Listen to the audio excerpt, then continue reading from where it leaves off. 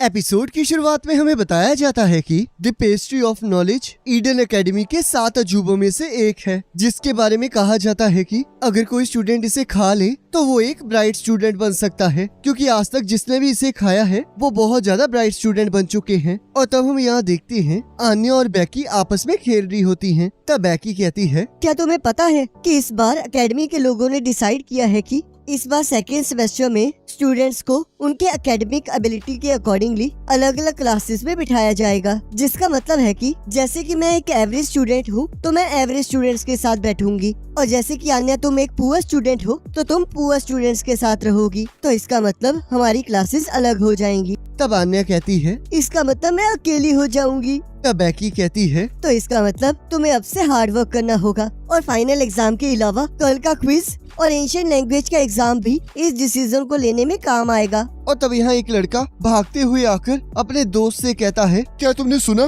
कि वो अफवाह वाली पेस्ट्री सेकंड कैफेटेरिया में बिक रही है? तब उसका दोस्त कहता है, आखिरकार तुम किस बारे में बात कर रहे हो? तब वो लड़का कहता है, मैं तो पेस्ट्री ऑफ नॉलेज की बात कर रहा हूँ, जिसके बारे में कहा जाता है कि अगर कोई उसे खा ले तो वो बहुत ब्राइट स्टूडेंट बन सकता है, तो इसलिए जल्दी चलो। और तब हम देखते हैं आन्या और बेकी भी उस पेस्ट्री को खाने के लिए कैफेटेरिया की तरफ भागने लगते हैं। तब आन्या कहती है, अगर मैं इस पेस्ट्री को खा लूंगी तो मैं भी जीनियस बन जाऊंगी। पर तभी हम देखते हैं दामियान और उसके दोस्त भी कैफेटेरिया की तरफ भाग रहे होते हैं। तब बेकी कहती है, आखिरकार तुम लोग यहाँ क्या कर रहे हो? तब दामियान कहता है, ये सवाल तुम्हें खुद से पूछना चाहिए। तब कैफेटेरिया का मैनेजर एक अनाउंसमेंट करता है कि उस पेस्ट्री का आखिरी पीस ही बाकी रह गया है। तब आन्या सोचती है, मुझे किसी भी हालत में इसे हासिल करना ही होगा। और दामियान सोचता है, मुझे स्टार्स के लिए इसे किसी भी हालत में हासिल करना ही होगा। और तभी हम देखते हैं उनके आने से पहले ही जॉर्ज उस पेस्ट्री के टुकड़े को खरीद लेता है और कहता है,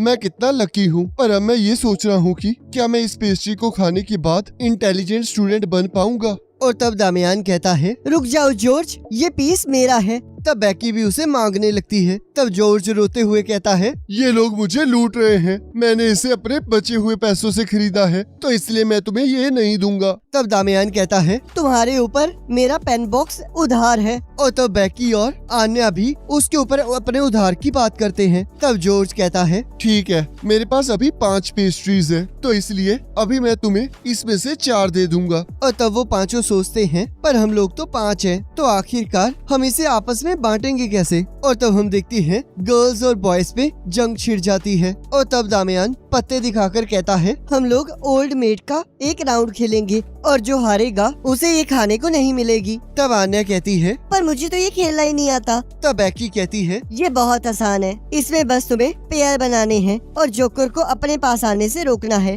और तब यहाँ दामियान अपने दोस्त से इशारों में जोकर मांगता है और सोचता है, मैं इस जोकर को आगे रखूंगा ताकि आन्या इसे उठा ले, क्योंकि जिस लड़की को ओल्ड मेड ही खेलनी नहीं आती वो इस पेस्ट्री को खाने के लायक ही नहीं है। पर तभी हम देखते हैं आन्या अपनी माइंड की पावर से पेयर वाले पत्ते उठाने लगती है और अपने सारे कार्ड्स को खत्म कर देती है। तब दामियान कहता है, रुक जाओ, तुम इसमें बहुत ज्यादा अच्छी हो। और उसका दोस्त कहता है, लगता है इस लड़की ने चीटिंग की है। तब बेकी कहती है, इस पर ऐसे इल्जाम लगाना बंद करो। तब दामियान सोचता है, अगर ये चीटिंग नहीं कर रही थी तो इसका मतलब यही है कि ये मेरे दिमाग को पढ़ रही थी, जिससे आन्या परेशान हो जाती है। तब आन्या कहती है, अगर तुम्हें शक है तो हम एक और गेम खेल सकते हैं। तब दामियान कहता है, तो चलो फिर नए कार्ड्स के साथ खेले। और तब वो लोग गेम शुरू कर देते हैं। और तब यहाँ आन्या सोचती है, अब मुझे हारने की एक्टिंग करनी होगी ताकि इसे मेरे बारे में पता न लगे। और तब हम देखते हैं आन्या जानबूझकर जोकर उठा लेती है और सबको इसके बारे में बता देती है, जिससे वो सभी लोग उसका मजाक उड़ाने लगते हैं। तब आन्या सोचती है, अब लगता है मेरे फिनिशर का यूज करने का टाइम आ चुका है। और तब बेकी आन्या को पंच मारने से मना करती है।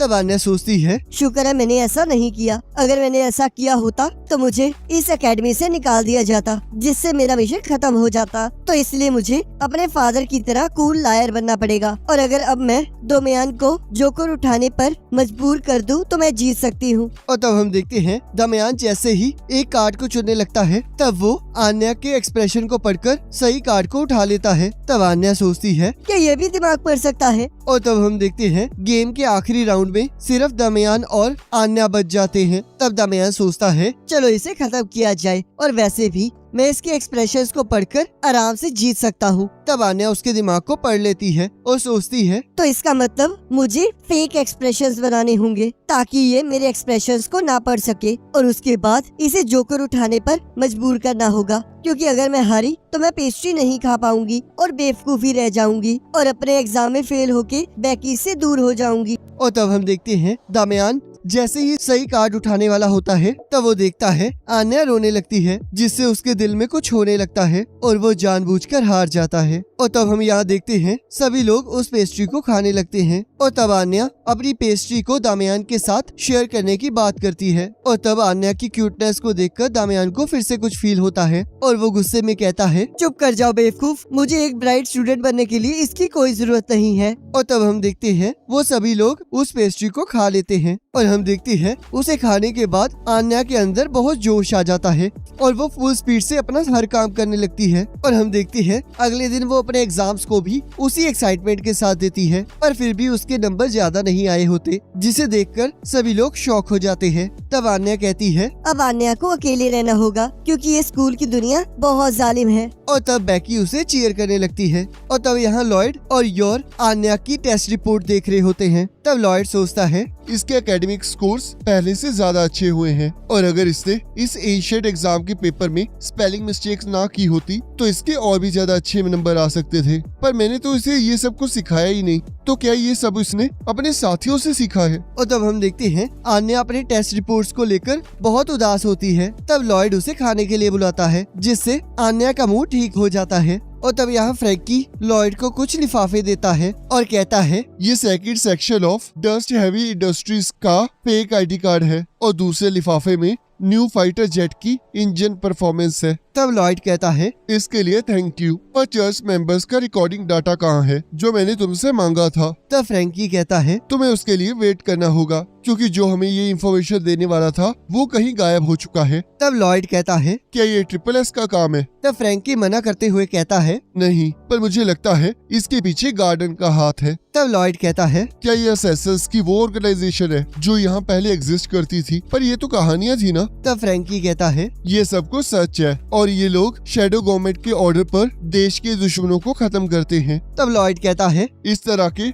ऐसे अनऑफिशियल पैरामिलिट्री ग्रुप्स तो हर जगह होते हैं। तब फ्रैंकी कहता है इन्हें कम मत समझो, इनका एक मेंबर मीडियम साइज के ट्रूप को खत्म करने की पावर रखता है। तब लॉयड कहता है सपने देखना बंद करो और काम करो। तब फ्रैंकी लॉयड से एक प्रॉब्लम के लिए हेल्प मांगता है। तब लॉयड उसे प्रॉब्लम के बारे में पूछता है। तब फ्रैंकी कहता है हमें केसी के बिल्ले को ढूंढना है और उसके बाद तुम्हें मुझे उसके साथ सेट भी करवाना है। पर हम देखते हैं लॉयड उसे अनसुना करके वहाँ से चला जाता है। तब फ्रैंकी सोचता है कोई बात नहीं, लगता है अब मुझे ही उसे ढूंढना होगा। और तब हम देखते हैं वो अपने अलग अलग साथियों को उस बिल्ले कॉपी को ढूंढने के लिए कहता है और तब उसे कॉपी की इंफॉर्मेशन मिल जाती है। और तब फ्रैंकी कॉपी को ढूंढते हुए योर से टकरा जाता है और कहता है तो तुम यहाँ सिटी हॉल में काम करती हो। तब योर कहती है और हाँ, इस टाइम मेरा लंच टाइम है, पर आप यहाँ क्या कर रहे हैं। तब फ्रैंकी उसे सारी बात बताता है और तब योर मदद करने के लिए कहती है। तब फ्रैंकी कहता है पर क्या आपको खाना नहीं खाना है। तब योर कहती है पर इस टाइम मेरे हस्बैंड के दोस्त को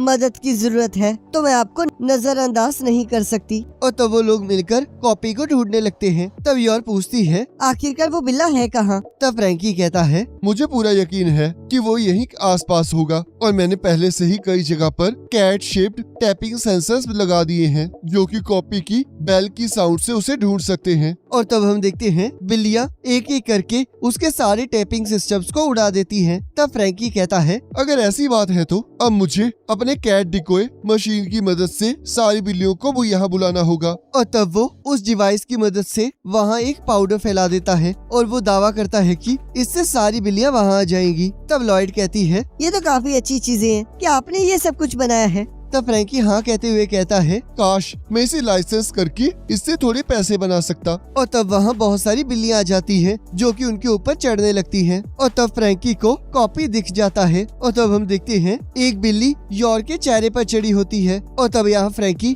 अपने गैजेट की मदद से कॉपी को पकड़ने लगता है, पर कॉपी उस गैजेट से बच जाता है। और तब हम देखते हैं फ्रैंकी अपने एक gadget camera shaped net launcher को लेकर धीरे धीरे कॉपी के पास जा रहा होता है और सोचता है इसकी रेंज बहुत कम है, तो मुझे इसके 2 मीटर के दायरे में जाना होगा। और तब वो धीरे धीरे कॉपी के पास जाने लगता है, पर कॉपी उसे देखकर और ज्यादा दूर जाने लगता है और तब वो लोग वहाँ से भागने लगते हैं। पर फ्रैंकी थक जाता है और कहता है अब तुमने मुझे गुस्सा दिला दिया है और अब तुम्हें पछता के भी कुछ नहीं मिलेगा। और तब फ्रैंकी एक सूट पहन लेता है और कहता है ये मेरा अल्टीमेट वेपन है, जिसे बनाने में मुझे 10 साल लग गए और इसे पहनने के बाद मेरे अंदर सुपर फिजिकल पावर आ जाएगी। पर तुम यहीं रुकना, क्योंकि इसकी मोटर को गर्म होने में 15 मिनट लगते हैं। पर हम देखते हैं कॉपी मेन स्ट्रीट की तरफ भागने लगता है और फ्रैंकी उसे वहाँ जाने से मना कर रहा होता है। और तब योर कहती है फ्रैंकी, क्या मैं इसे उधार ले सकती हूँ? और तब हम देखते हैं योर उस सूट की मोटर को उठाकर कॉपी के आगे फेंक देती है, जिससे कॉपी डर जाता है और योर कूदकर उसे पकड़ लेती है और उसे फ्रैंकी को दे देती है। तब फ्रैंकी उसे थैंक यू कहता है और कहता है पर मेरे 10 साल का काम, पर चलो कोई बात नहीं, ये केसी के एक्सप्रेशन के आगे कुछ भी नहीं है। और तब यहाँ केसी फ्रैंकी को थैंक यू कहती है और रोने लगती है और तब एक लड़का उसे चुप करा रहा होता है, जिसे देखकर फ्रैंकी का दिल टूट जाता है और वो वहाँ से जाते हुए सोचता है मैं उम्मीद करता हूँ कि तुम लोग खुशी खुशी साथ रहोगे। और तब आगे जाके वो रोने लगता है। और तब हमें बताया जाता है कि इसके बाद फ्रैंकी ने अपने जॉब के लिए ही जीने के बारे में डिसाइड कर लिया। और तब यहाँ योर फ्रैंकी की मदद करके बहुत खुश हो रही होती है और तब उसके कोवर्कर्स उसकी खुशी की वजह पूछते हैं और उसके लिए बहुत खुश हो रहे होते हैं। तब शेरॉन कहती है अब तुम बिल्कुल एवरेज लग रही हो। तब योर उसे थैंक यू कहती है और सोचती है शुक्र है, लगता है अब मैं नॉर्मल लोगों की तरह घुल मिल कर रह सकती हूँ। और तब हम देखते हैं एक पर्सन योर को बुलाने आता है और उसे बताता है कि उसे उसके क्लाइंट का फोन आया है। और तब यहाँ योर फोन पर कहती है मैं थोन प्रिंसेस बोल रही हूँ। तब दूसरा पर्सन कहता है थॉर्न प्रिंसेस, हमारे पास तुम्हारे लिए एक गेस्ट है। और इसी के साथ एपिसोड खत्म हो जाता है। अब गाइज आपको ये वाला एपिसोड कैसा लगा मुझे कमेंट करके जरूर बताना। बाकी अगर आपने अभी तक हमारे व्हाट्सएप चैनल को फॉलो नहीं किया है तो उसका लिंक आपको डिस्क्रिप्शन में मिल जाएगा। अब वहाँ पर क्लिक करके हमारे व्हाट्सएप चैनल को फॉलो कर सकते हो। बाकी अगर आपको ये वाली वीडियो अच्छी लगी है तो इसे लाइक जरूर करना,